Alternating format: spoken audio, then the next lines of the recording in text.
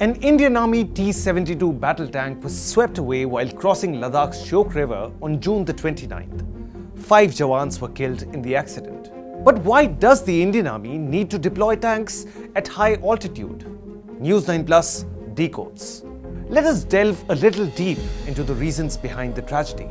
India and China have been locked in a Himalayan standoff in Ladakh since 2020.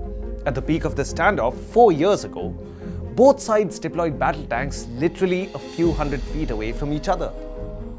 Is the T-72 the ideal army vehicle in mountainous terrain? The T-72, which was washed away, is one of 400 tanks and infantry combat vehicles deployed by the Indian Army in Ladakh. The T-72 and the T-90 were designed by the Soviet Union for operations in the plains of Europe.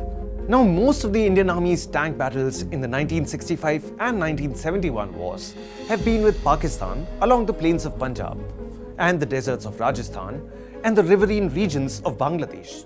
But with China presenting itself as a military threat in recent years, the army has had to reorient its mechanized forces. What is the challenge in countering China in Ladakh? Nearly all of India's disputed 3,440 kilometers boundary with China is along the Himalayas higher than 10,000 feet.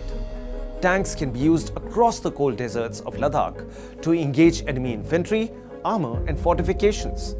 But this comes at a cost. The rarefied mountain air degrades armored vehicle performance. Yet, as history has shown, there is no alternative to the troika of speed, mobility and firepower that tanks bring to the theatre. How have tanks done in high-altitude warfare for India?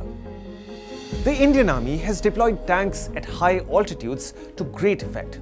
In 1948, Stuart tanks of the Indian Army's 7th Cavalry recaptured the vital Jojila Pass from the Pakistan Army.